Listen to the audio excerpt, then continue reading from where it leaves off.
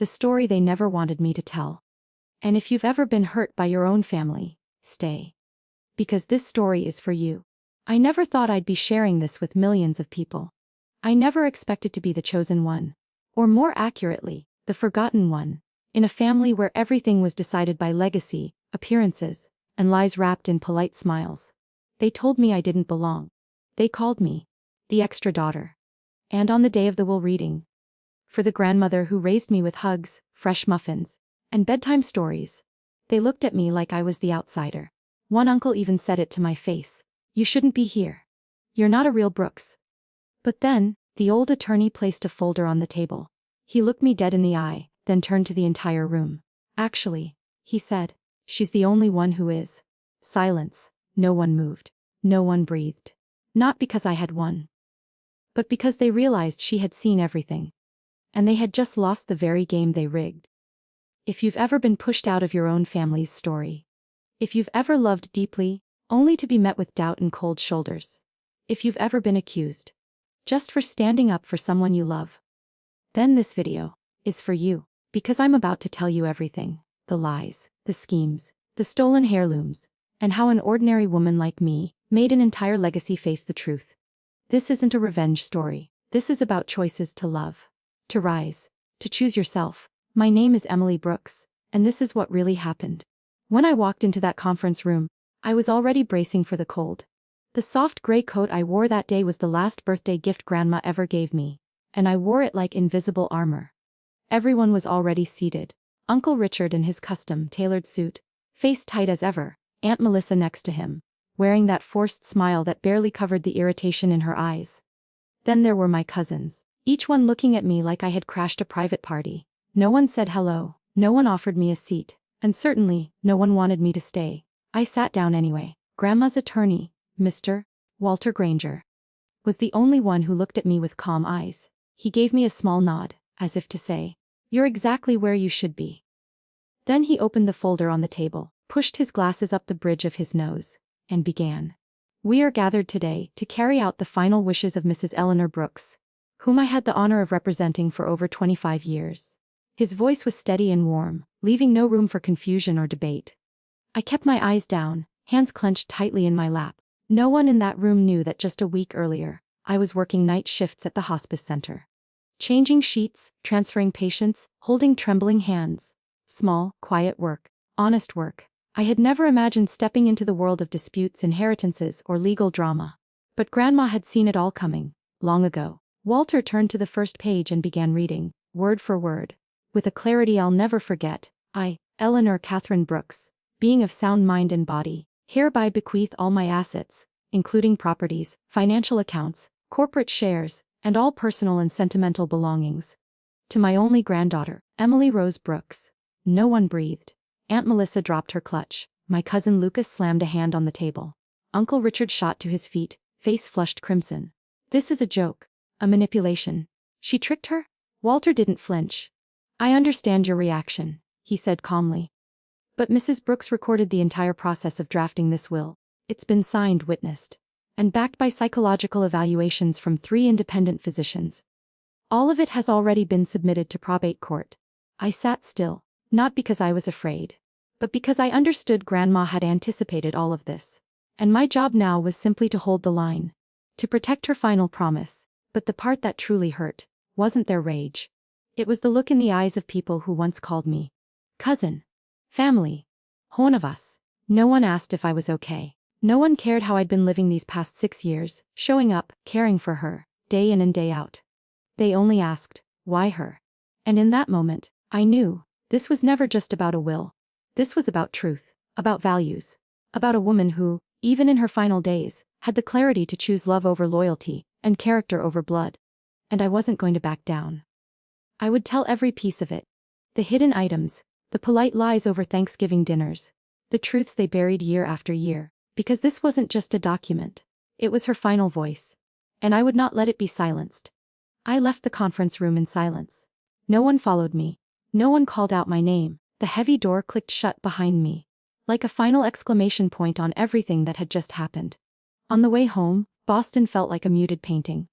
Cars kept moving. People still crossed the streets, staring down at their phones. Everything looked normal, except for the fact that my heart was pounding uncontrollably inside my chest. Not because I was afraid, but because I knew the real fight had only just begun. That evening I got the first text. It was from Melissa. "Emily, we need to talk. This can still be handled civilly."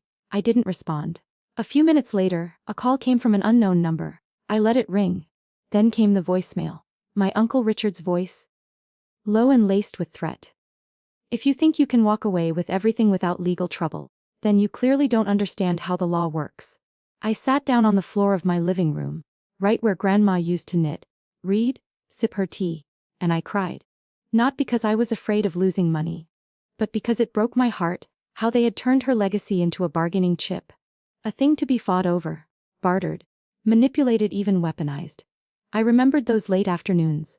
I'd be doing the dishes, and she'd dry her hands on her apron and say, "You know, Emily, one day, they'll regret it. But not because they lost the money, because they lost you." I didn't believe her then. I just laughed. But now I understood exactly what she meant. 2 days later, I met with Mr. Granger, Grandma's attorney. He handed me a small wooden box, locked with a code. Inside was a handwritten note: "My dearest Emily, if you're opening this box, it means things are more complicated than you imagined. But you have something they don't. The truth. Everything you need is inside. Use it if you must. Love you always, Grandma." I opened the box. Inside was an external hard drive, a stack of handwritten notes, and a deep brown leather journal. The one she used to write in every morning when she still felt strong. I plugged the drive into my laptop. The screen filled with folders. Memories, hundreds of audio and video files, all labeled with exact dates. Some were recordings of conversations. Others were security camera footage from inside Grandma's home. Especially in the living room, where the family often gathered. I saw Melissa, accidentally, slipping a piece of jewelry into her purse while Grandma's back was turned. Lucas quietly asking, "Grandma, can we temporarily move the savings account into my name? Just to make handling things easier." There were also transcribed sessions between Grandma and a licensed therapist, clearly proving she was fully mentally competent when drafting the will. She hadn't just made a plan, she built a legal fortress. I sat there, hands trembling, flipping through each page, and something began to rise inside me. Something stronger than grief. Resolve. I wouldn't let them steal what she left behind. Not just the properties or the accounts, but the story. The love. The choice to trust the right person. I wasn't born to fight, but she raised me to know exactly when to stand my ground. And this time, I wasn't backing down. 3 days later, I walked into the office of Sarah Wren, one of the most respected estate attorneys and inheritance defense experts in the state of Massachusetts. She was someone Mr. Granger trusted without hesitation. And at that moment, she was exactly who I needed most. Sarah greeted me with a firm handshake and razor-sharp eyes. She didn't come across as gentle. But there was a calm, professional warmth in her voice. "Emily, I've gone through the files your grandmother left.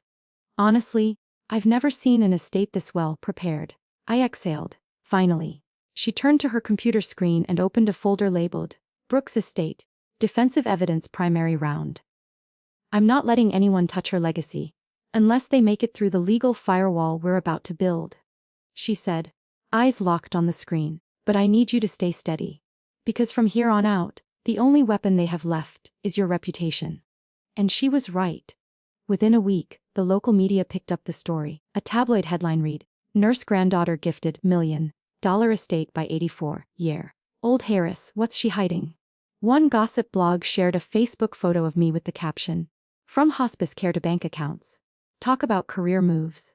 Melissa posted a black and white story on Instagram with the quote, "Fairness rarely wins when tears come from the best liars." I said nothing. I didn't clap back. I didn't post a thing. Because Sarah was right, victory comes from consistency, not reaction. Together, we filed a petition with the probate court to validate the original will's legal standing, attaching every piece of evidence: video testimonies, medical records, psychological assessments, even camera logs showing exactly who came in and out of Grandma's house during her final 12 months. Sarah also launched a separate investigation into missing assets before Grandma's passing. This wasn't just a will dispute anymore. This was elder exploitation and property theft. Then, something unexpected happened. An old employee of the family, Marie, a former housekeeper who had worked for Grandma for nearly 10 years, reached out to us. She sent a message. I'm ready to testify. I saw too many things over the past year, and no one ever wanted to hear them. Marie's account was the missing puzzle piece. She confirmed that Melissa and Lucas had repeatedly pressured Grandma to sign transfer papers while she was sick. She even witnessed Melissa sneaking into Grandma's room at night and leaving with a small jewelry box hidden inside her coat. We added Marie's sworn statement to the case file, and for the first time, Sarah smiled. Game over. 2 weeks later, we received the court's official ruling. The estate would remain untouched. Any missing property must be returned within 30 days, or the family would face criminal charges. Then, silence. No more posts, no more messages, no more shouting matches. One morning, I returned to Grandma's old house, now mine, and there, on the doorstep, was an unmarked wooden box. Inside, her favorite knitted scarf, her old pearl necklace, and the family photo album. No apology, no note. Just the silence of people who knew they'd lost. I didn't smile, I didn't cry. I simply brought the box inside, placed it on the bookshelf. Right where the morning light streamed in. Right where she used to sit for hours, listening to old jazz, knitting, and believing in me. And I knew she was still here, not in the form of assets, but in my heart, and in every decision I made when I refused to back down. I never thought I'd one day be sitting alone in my grandmother's house. Not as the granddaughter coming to visit, but as the person left behind to carry on everything she gave me. That house wasn't just an old brick estate in the heart of Salem. It was memory. It was her quiet laugh whenever I spilled flour in the kitchen. The clicking of her knitting needles on cold winter nights. The soft amber glow from the living room lamp, where she'd sit reading novels and pouring peppermint tea. And now, it was silence. One morning, I sat in her old leather chair, staring out into the backyard garden. The lavender bushes she planted years ago still bloomed bright and purple, despite weeks without care. I missed her so deeply it hurt. I pulled out the journal she had started but never finished. On the last page, she had written only one line. No one knows if we'll still be here tomorrow. So today, choose what's right, even if it means being misunderstood. I had chosen what was right. I stood with her, with the truth. But I won't pretend it was easy. Throughout the battle, I wasn't just fighting my family. I was fighting the fear within me. The fear of being called greedy. The fear of becoming the villain in someone else's story. The fear of being cast out of the only place I once called home. But as the days passed, I learned one thing: no one can strip away your integrity, unless you hand it to them. There will come a moment in every person's life when you have to choose between being liked or being right. And sometimes, you can't have both. After everything settled, I began journaling again. Not to relive the pain, but to remember what I overcame. I went back to the hospital, returned to my job in palliative care. A place I once thought I'd never have the strength to walk into again. One rainy afternoon, an 83-year-old patient named Walter asked me, "Young lady, why would you choose a job like this? You're still so young?" I smiled and gave him the same answer my grandmother once gave me. Because I believe kindness is the only legacy you can leave behind without needing a lawyer to certify it.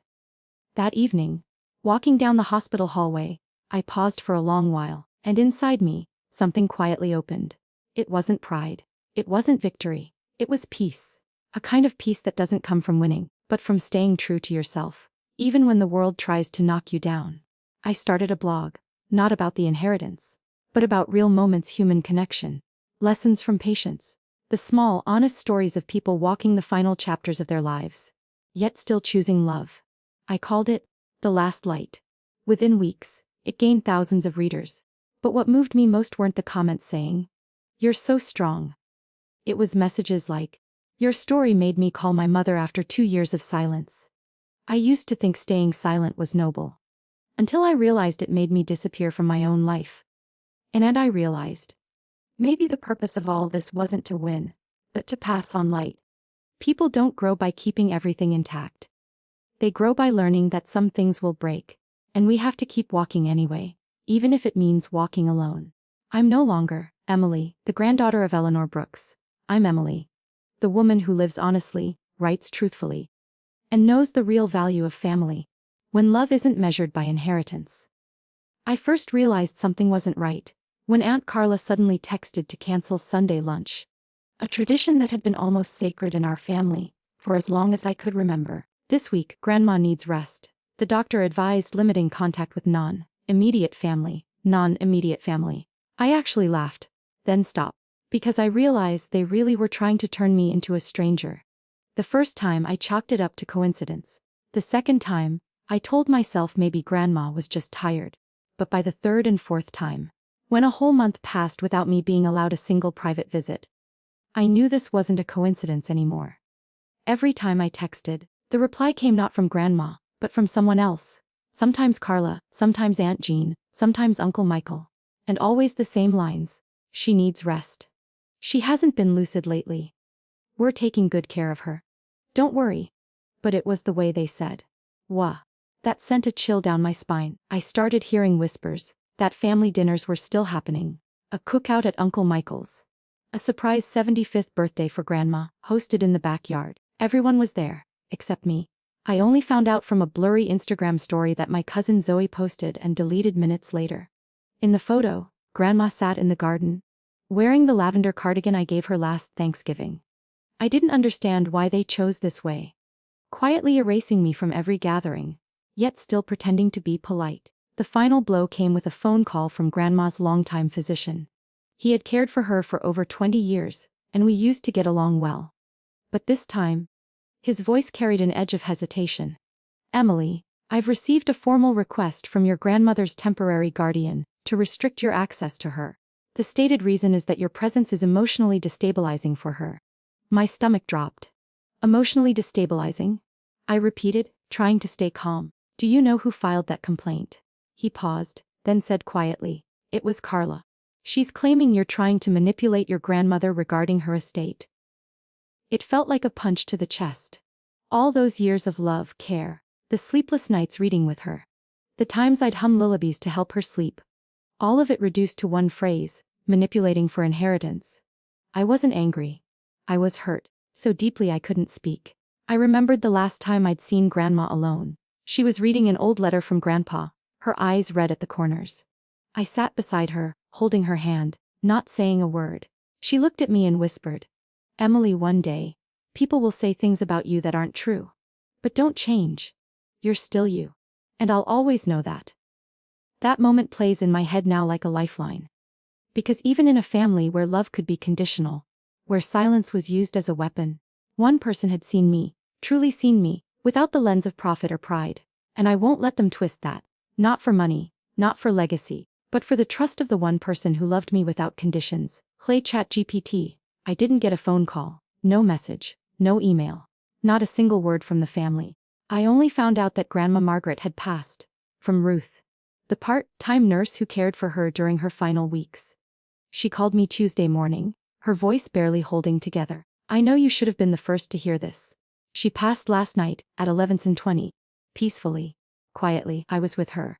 I stood frozen in my tiny apartment, feeling like the air had been sucked from the room. Part of me refused to believe it, but the rest just closed my eyes and silently thanked Ruth for letting me hear it from a voice that cared, and not from a social media post. The family, they said the funeral will be this Friday. At Willow Creek Funeral Home, Ruth added quietly. Thank you. I'll be there. Emily, I'm not sure they want you there. Good, I said. I don't need their permission. That Friday, I arrived early. I wore the long black dress Grandma once called elegant, like a proper New England lady. And I brought a bouquet of fresh lavender. Her favorite. Instead of the lifeless white funeral wreaths everyone else would bring. As I walked into the funeral parlor, all eyes turned. No one greeted me. No nods, no condolences. Aunt Carla approached, dressed in an expensive black suit, her makeup flawless, her tone anything but warm. We've arranged the seating. You should sit in the very back row. Margaret wanted a peaceful atmosphere. Margaret also wanted me by her side for the last 6 years of her life. I replied evenly. And you didn't seem to care about that either. She didn't answer. Just turned and walked away, leaving behind the thick scent of designer perfume and denial. I sat in the very last row. From there, I could see everything, but be a part of nothing. The eulogy began. Uncle Michael took the podium, reading from a neatly typed sheet, his voice trembling in all the right places. They spoke of her as a symbol. A woman of structure. Decisive. Committed to tradition. But there was no mention of the years she lived with me. No stories of the evenings we spent reading by the window. No memories of the lullabies, the baking, the quiet moments. I wasn't angry. I was saddened. Not for myself, but for a woman who had given everything to her family, only to have her true story edited out like a paragraph that didn't fit the narrative. I sat through the entire service without shedding a tear. Because tears were not what she needed from me. What she needed was the truth. And I made a promise to myself. Right there in that cold room filled with lilies and lies, I would make sure her voice would never be silenced by people who only ever spoke over her, but never once truly listened. Hi ChatGPT. I was sitting in my usual coffee shop, quietly scrolling through my phone, trying to keep my mind busy after the funeral, when that message popped up. It was from Mason, my cousin, and it wasn't meant for me, but it ended up on my phone, just one sentence short, cold, clear. Will reading at Grant and Doyle, 2 p.m. Don't let Emily find out. I stared at the screen, my heart pounding harder with every beat. It was almost laughable. Almost. Once again, they were trying to keep me in the dark, just like they did with the family gatherings, with the hospital visits, with the chance to say goodbye. Only this time, I wasn't going to stay silent. I didn't reply. Didn't call anyone. I simply stood up, ordered my coffee to go, and went home to change. White button down. Tailored slacks, long black coat, polished, professional, but not flashy, exactly the way Grandma Margaret taught me. Never give people an easy excuse to dismiss you based on how you look. At 1:59 p.m., I walked into the Grant and Doyle law office. No one greeted me, but every single head turned. Mason, the sender of the message, froze. His face drained of color. Aunt Carla gripped the armrest of her chair like it could hold on to whatever she knew was slipping away. Uncle Michael cleared his throat, awkwardly whispering something to the attorney. And me, I smiled politely and took the empty seat near the door. No invitation necessary. 1 minute later, the door opened. An older man in a gray tailored suit walked in, his silver hair perfectly combed, carrying a sleek leather case. He placed it on the table and opened it with practiced care.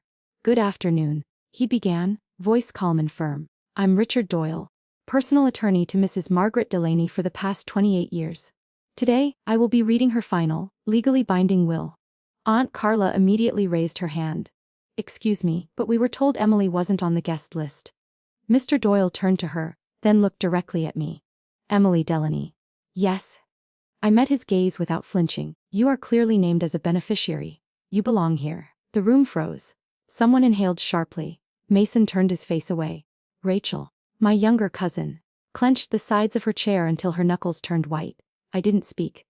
I just pressed my hands against my lap, steadying them, steadying myself. Because I knew in that moment, she hadn't forgotten me. And more than that, this was only the beginning. Hi ChatGPT CNGC. I thought I had mentally prepared myself for every possible scenario.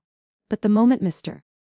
Doyle pulled the will from his leather folder and opened his mouth to speak, I hadn't even taken a breath before Aunt Carla shot up from her chair, like she'd been pricked by a needle. Wait, she barked, her voice sharp and high-pitched. I don't agree with her being here. She doesn't belong in this room. I didn't move. Didn't speak. Every time she used the words, that girl, instead of my name, it was her way of turning me into a stranger. Even though I was Margaret Brooks's granddaughter, the very woman I'd called Grandma my entire life. Mr. Doyle didn't flinch, calm, steady, like he had rehearsed this moment in his mind a dozen times. Mrs. Carla, he said, voice composed, I understand this is an emotionally charged situation. But let me be clear, Emily Delaney is here today rightfully and legally. Mrs. Margaret Brooks named her explicitly in her final will, with 3 signed witnesses and a full video recording to accompany it. He paused, just long enough to let the weight of his words settle. Then, turning the first page, he continued. In fact, Mrs. Margaret Brooks left her entire estate to Emily. All of it. Silence. A thick, suffocating kind of silence. The kind that makes the air feel heavy and hard to breathe. Then it shattered. Aunt Carla's voice cracked through the room like thunder. She manipulated a fragile old woman. This is abuse. There's no way this is real. Uncle Michael slammed his hand on the table. We're going to contest this. There's no way Mom would have done this if she were in her right mind. I stayed seated, hands clenched tightly in my lap, my heart pounding like a war drum. But my face remained calm, unmoved. I'd learned that from Grandma Margaret. How to hold your ground with grace, especially when you walk into a room knowing the knives are already out. Mr. Doyle adjusted his glasses. His voice dropped, firm and unmistakable. Mrs. Brooks underwent 3 independent medical evaluations in the final 6 months of her life. Each one confirmed she was fully competent. We also have a video recording of the day she signed the will, with both myself and her personal physician present. In that video, she clearly explains why she chose Emily as her sole heir. Carla's lips trembled, her eyes wide with disbelief. After everything I did for her. I looked at her. Not with anger, not even pity. Just clarity. After everything you did for her, or everything you did for yourself, Mr. Doyle went on, voice like steel now. And for the record, any property removed from Mrs. Brooks's home before the reading of this will be considered unlawfully taken. We will be seeking full restitution. A detailed list, with photos and signed documentation, has been prepared. All eyes shifted from me to the yellow envelope he placed quietly on the table. This wasn't just a will reading anymore. This was a reckoning. And me, the girl they tried to erase from her own legacy, I just sat there, quiet, rooted, because I knew the truth always finds its way out of the mud, and this time, it was standing firmly on my side. Play ChatGPT. I returned to my apartment that night in a half-dazed state, part awake, part drifting through the aftermath of everything that had just unfolded. I had stayed composed during the will reading, but now, the emotional storm finally hit, not because of the inheritance, but because the truth had finally been laid bare, undeniable and irreversible, and I knew this wasn't over. The next morning, I got a call from Mr. Doyle. His voice was calm, but there was a subtle softness behind it I hadn't heard before. "Emily," he said, "I need you to come by my office. There's something Margaret left behind, specifically for you. And I believe it's time you knew everything." Back in that now familiar conference room, he handed me a small wooden box, its latch made of delicate brass. "She gave this to me 3 weeks before she passed," he explained. "Said it was only to be opened when things started getting ugly, and clearly, that time has come." Inside the box was a letter, a small black USB drive, and a bundle of handwritten pages wrapped in worn lace. Mr. Doyle nodded. "We've also just finished pulling footage from the security cameras inside the house." Margaret was more prepared than any client I've ever had. I plugged in the USB, held my breath, the screen flickered to life. There she was, Grandma Margaret, sitting in her favorite reading chair, looking directly into the camera. Her voice was clear, strong. "Emily, if you're watching this," she began, "then you've probably just experienced what I feared might happen." And then she began, unraveling everything. Story by story, moment by moment, she described how Uncle Daniel had tried to pressure her, warned her that if she let Emily get too close, there'd be legal consequences. She had the recording, his voice icy, calculated. "Mom, you know Emily's trying to take over. If you don't act, don't blame us for what comes next." Next came the hallway footage. Aunt Carla sneaking into Margaret's bedroom at midnight, carrying a large purse. 1 week later, an heirloom diamond necklace was reported missing. No more suspicions, no more whispers, just facts. Then came the journal. Page after page, meticulously handwritten. She'd logged every visit, every conversation, who said what, who showed up and who didn't. But the hardest part to watch was her final list. The reasons she excluded each of them from the will. Daniel, because you chose control over compassion. Carla, because you saw me as an image, not as a human being. Rachel, because the only time you called was when you needed money. And then, her tone softened. Her eyes gentled. "Emily, you never ask, when will you leave me the house? You only asked, what do you need today?" And that is what I remembered most. Even at the end, I couldn't move. There were no tears, just a strange clarity. Every suspicion, every gut instinct, now confirmed. Margaret didn't just leave behind property, she left behind the truth, and this time, no one could rewrite it, no one could twist it, no one could silence it. Hi ChatGPT. I used to think that after the will reading, after everything had been laid bare, it would be over.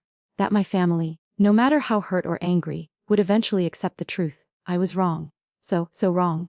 3 days after word of the will got out, my phone rang at 6 a.m. It was the hospital, the place I worked as a patient care coordinator. "Emily," the voice of the HR director came through, cold and clipped. "We've received multiple anonymous calls and emails. They allege you've engaged in inappropriate behavior with elderly patients. This is serious. We have no choice but to suspend you pending investigation." I froze. "Ooh, who said that?" I asked, even though deep down, I already knew. No names. All anonymous. But I knew their signature. The quiet, calculated cruelty of the people I once called family. They had always known how to weaponize whispers. And now, they were coming for me. They called my workplace pretending to be patients' relatives. They sent fake emails from supposed industry insiders, claiming I had passed lawsuits. They even reached out to tabloid journalists, spinning tales of Emily Brooks, the scheming granddaughter, who had manipulated her way into inheriting a hotel empire. And then came the headline, heir to hotel empire ousted by relatives, scandal at the heart of Brookline. My face, ripped from an old Facebook photo, was side by side with a solemn black and white portrait of Grandma Margaret. The opening paragraph practically dripped with insinuation. A quiet healthcare worker shocked an entire family when she emerged as the sole heir to a prestigious hotel empire, allegedly cutting out all relatives, thanks to a highly contested will. I stared at the screen. My chest tightened. It wasn't just a suspension. It was a dismantling. I stopped sleeping. Night after night, I jolted awake from dreams where I walked into the hospital, and everyone turned their back on me. Alone. Frozen in fluorescent white hallways. I tried sleeping pills. Didn't work. I turned off my phone. Blocked all my social media. Refused to answer any calls from old friends or extended family. Every time I went out for coffee, I wore dark sunglasses and a wide-brimmed hat, as if hiding from a crime I never committed. Then one night, I collapsed at my desk, passed out amidst unopened letters and legal papers. In my half-sleep I heard her voice again. Grandma Margaret, firm. Unyielding. Kinness is never weakness, Emily. But you'll have to learn when to use silence, and when to use thunder. I snapped awake. They wanted me to break, to be humiliated into silence, to disappear. But I'd come too far to turn back. I had the truth.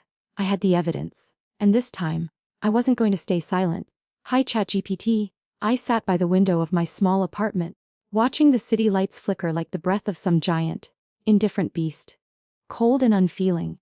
I used to think that if you were kind enough, honest enough, the truth would eventually find its way. But it doesn't. Truth doesn't win on its own. It needs someone to fight for it. And this time I chose myself. I reached out to Charles Whittaker, Grandma's longtime attorney, the one who read that fateful will. When I told him everything, the anonymous calls, the false accusations, the smear articles and my suspension, he didn't flinch. He just nodded slowly. Margaret saw this coming, Emily. She didn't just leave behind an inheritance. She left a fortress. We brought everything forward. The audio recordings. The surveillance footage from her home. The handwritten journals. The video clips where she clearly stated why each person was removed from her will, piece by piece. Like scenes from a legal thriller. The truth formed a full picture. I remember sitting in that courtroom, no longer trembling, no longer bowing my head. Once called a gold digger, I now sat tall, looking straight into the eyes of the people who tried to erase me. Not just from her story, but from my own dignity. After 2 intense hearings, the judge finally gave his ruling. The court fully recognizes the legal validity of the will executed by Mrs. Margaret Brooks. Any attempt to obstruct, harass, or interfere with the rightful heir, Miss Emily Brooks, is a violation of civil law. All involved parties are hereby barred from accessing the estate, and will be penalized accordingly. I didn't cry. I just smiled, a quiet, weightless smile. Like someone who had just paid off a long-standing debt of honor. But I knew this couldn't be the end.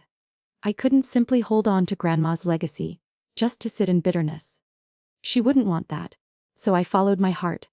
I went back to the old building, the one where she spent her final years. The rundown nursing home that had shut down after she passed. I bought it. Even if it meant mortgaging other parts of the estate. I restored every room, repainted every hallway, kept the little garden where she used to read every morning. And I gave it a name, Margaret's home.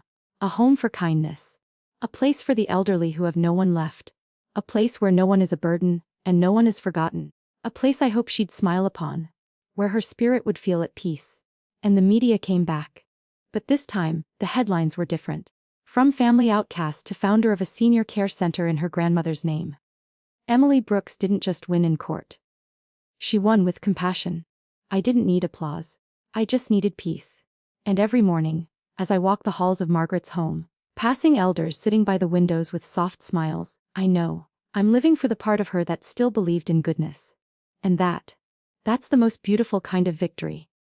Hi ChatGPT. There's something no one tells you. Even when you win, you still carry the wounds. I thought that reclaiming the truth, restoring Grandma's name, and rebuilding my own life would finally make me feel whole. But it didn't. The sleepless nights still came. The question still haunted me.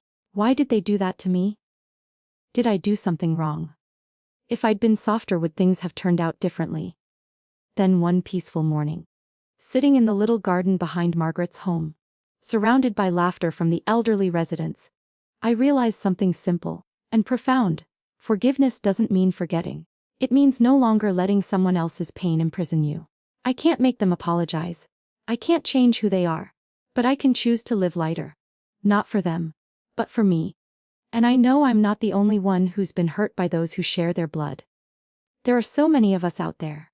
The forgotten ones, the manipulated ones, the good daughters, the quiet siblings, the ones who are told, don't make a scene, keep the peace, don't be the problem. So, I launched a podcast. I called it, Not the Golden Child. I invited people who were wounded by their own families to come share their stories. Not to cry for justice. Not to play the victim. Just to speak, and through speaking, begin to heal. A 60-year-old woman told me her sister cut ties over a family heirloom. A 35-year-old man said his father never hugged him. Not because he didn't deserve it, but because his father never learned how to love either. And one day, I told my own story, not as a victim, but as a survivor. I said, I no longer need them to love me. I just need to love myself enough to never betray my own heart again. The podcast began to grow. Not viral, not millions of downloads, but enough to know that we are not alone. On our 1-year anniversary episode, I ended with this. Forgiveness isn't about forgetting. It's about freeing yourself from the weight others put on you. The final video closes in my old bedroom. The camera faces the mirror. I hold up a red lipstick and write across the glass. Blood may connect us, but love defines us. I look into the mirror, and for the first time in years I smile. Not because I have to, but because I'm finally free.